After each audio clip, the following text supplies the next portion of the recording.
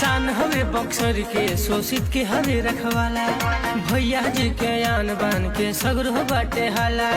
जेटा कराई अब जिंदगी से जाई नाही टिके लगे हु समानावा।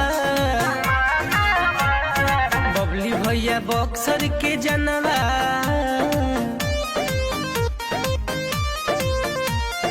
बबली भैया बक्सर के जनवा, गरीबन के हवे परानवा। बबली भैया बक्सर के जनवा, गरीबन के हवे परानवा। भैया बक्सर के जनवा,